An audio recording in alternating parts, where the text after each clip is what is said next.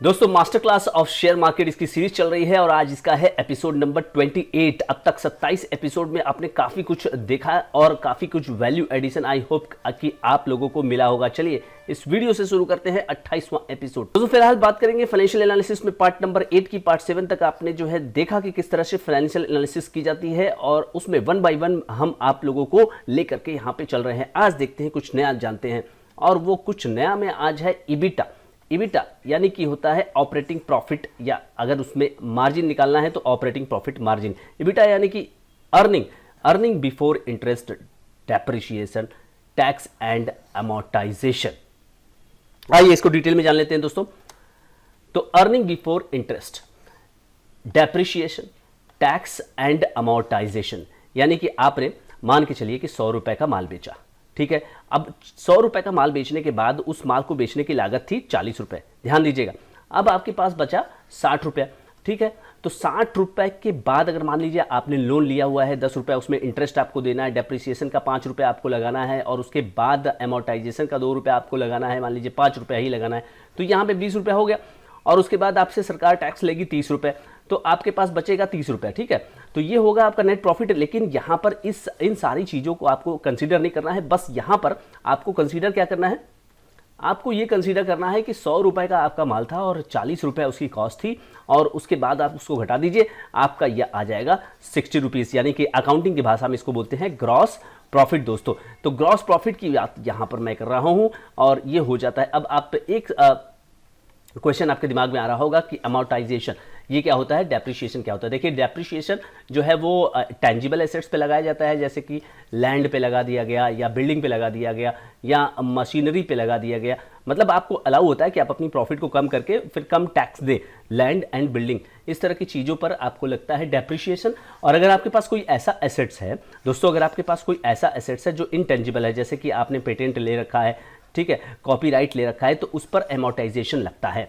तो इस आधार पे मतलब कहने का मतलब है कि डेप्रिसिएशन तो कोई ऐसी चीज़ नहीं है, ये तो नॉन कैश एक्सपेंसेस होता है, कोई ऐसा खर्च नहीं होता है कि जो आपके पॉकेट से जाता है। इसलिए ये वाला अर्निंग यानी कि ईबिटा जो है आपका निकालना ज़्यादा इंपॉर्टेंट होता है, जिससे कि आप कंपेयर कर सके। क्योंकि देखिए किसी कंपनी का डेप्रिसिएशन कुछ होगा, किसी कंपनी का टैक्स रेट कुछ और होगा, किसी कंपनी का इंटरेस्ट कुछ और होगा, क्योंकि लोन वो लोग अलग अलग मात्रा में लेते हैं और अलग अलग मात्रा में उनके पास एसेट्स होते हैं। तो आप अर्निंग से उनको कंपेयर कर सकते हैं कि किस तरह से उनकी अर्निंग बढ़ रही है या घट रही है। अब एक और चीज़ आप ध्यान रखिएगा कि ईबिटा जब आप बात करते हैं तो ईबिटा में अदर इनकम को आप मत लीजिए। अदर इनकम का मतलब क्या है, जैसे अगर कोई कंपनी जो है सॉफ्टवेयर बेचती है, ठीक है, और सॉफ्टवेयर बेचते बेचते उसके पास काफ़ी सारा कैश जो है एक्यूमुलेट हो गया। अब इस कैश को मान लीजिए कि फिक्स डिपॉजिट उसने बैंक में कर दिया, या इस कैश से कुछ लैंड बैंक क्रिएट कर लिया। अब फिक्स डिपॉजिट किया तो इंटरेस्ट मिला, लैंड अगर खरीद लिया तो उसको अगर किराए पे चढ़ा दिया तो उससे क्या मिलेगा, उससे रेंट मिल जाएगा। तो ये कंपनी का मेन बिजनेस नहीं है, ठीक है। बिजनेस जो कंपनी का है वो क्या है दोस्तों, वो कंपनी का जो बिजनेस है वो है सॉफ्टवेयर बेचना, सॉफ्टवेयर बनाना और सॉफ्टवेयर बेचना। तो सॉफ्टवेयर वाला बिजनेस से जो अगर अर्निंग होगा उसी को यहां पे अर्निंग माना जाएगा, अदर इनकम को यहां माना नहीं जाएगा। इसको ऑपरेटिंग प्रॉफिट भी बोलते हैं, ये ध्यान रखिएगा। ऑपरेटिंग प्रॉफिट या अकाउंटिंग की भाषा में अगर हम बात करेंगे तो ग्रॉस प्रॉफिट भी बोलते हैं। ये अकाउंटिंग के टर्मिनोलॉजी हो गए ग्रॉस प्रॉफिट, और ऑपरेटिंग प्रॉफिट ये जो है हमारे मार्केट की भाषा के अंदर ये आता है।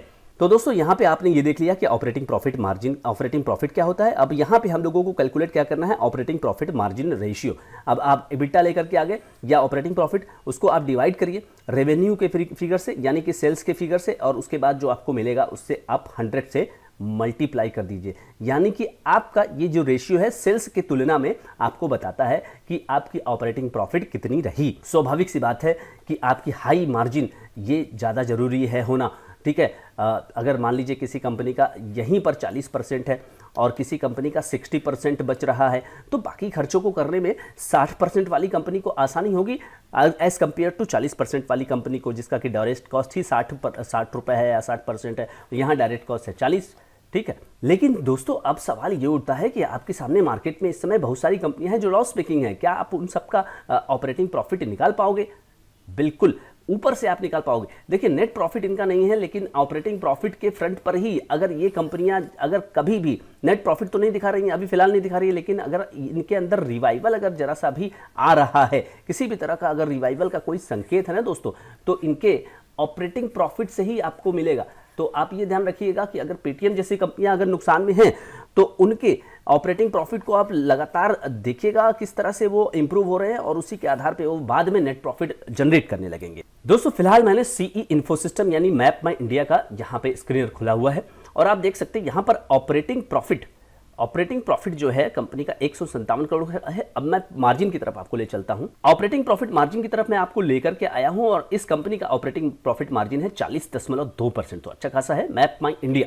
दोस्तों फिलहाल मैंने एनएसई पर यहाँ पे स्क्रीनर पर IEX इंडियन एनर्जी एक्सचेंज को ओपन किया हुआ है और आप यहाँ पे देख सकते हैं कि इसका ऑपरेटिंग प्रॉफिट मार्जिन जबरदस्त 84.7%। दोस्तों यहां मैंने ओपन कर रखा है टेक महिंद्रा को। टेक महिंद्रा एक आईटी कंपनी है, ऑपरेटिंग प्रॉफिट मार्जिन मात्र 9.11%। यहां पे कंपनी को काफी यहां मेहनत करनी चाहिए। सिप्ला मैंने खोल रखा है दोस्तों, एक फार्मास्यूटिकल कंपनी सिप्ला, और ऑपरेटिंग प्रॉफिट मार्जिन है 24.9%। प्रोडक्ट बेचने वाली कंपनी के लिए ठीक कहा जाएगा। दोस्तों आपके सामने है मदरसन सुमी, संवर्धना मदरसन इसका अब नाम हो गया है। ऑपरेटिंग प्रॉफिट मार्जिन मात्र 9.44%। तो दबाव में है, कंपनी को इसको इंप्रूव करने पर लगातार कोशिश करनी चाहिए। तो दोस्तों इस वीडियो में आपने देखा कि मैंने यहाँ पे आपको ऑपरेटिंग प्रॉफिट मार्जिन पर अपडेट दिया, ऑपरेटिंग प्रॉफिट या फिर आप इबिटा इसको कहते हैं, और यहाँ पर आपको इसका रिलेशन जो है रेवेन्यू के साथ दर्शा के आपको ये पता चल जाता है कि किस तरह से कंपनी डायरेक्ट कॉस्ट के रिलेशन में यहाँ अपनी मार्जिन को रख रही है। ऑपरेटिंग प्रॉफिट मार्जिन यानी कि ऑपरेटिंग प्रॉफिट मार्जिन OPM, इसको आप शॉर्ट फॉर्म में याद रखिए और उस हिसाब से किसी भी कंपनी के एनालिसिस जरूर करिएगा। ये ज़्यादा से ज़्यादा हो तो उतना ही अच्छा है। इसमें आपको ये भी ध्यान रखना है कि आप किस कंपनी का और किस इंडस्ट्री का यहाँ पे ऑपरेटिंग प्रॉफिट मार्जिन एनालिसिस कर रहे हैं। जैसे अगर सॉफ्टवेयर की कंपनी है तो उसका जो EPM OPM होता है ना दोस्तों, वो बहुत हाई मिलेगा। दोस्तों अगर अभी तक आप इस वीडियो को देख रहे हैं तो thank you so much for watching this video. दोस्तों अगर इस चैनल पर आप नए हैं तो सब्सक्राइब करिए, वीडियो को लाइक जरूर करिएगा और शेयर जरूर करें ताकि लोगों को ऑपरेटिंग प्रॉफिट मार्जिन के बारे में जरूर पता चल सके। Thank you so much friends.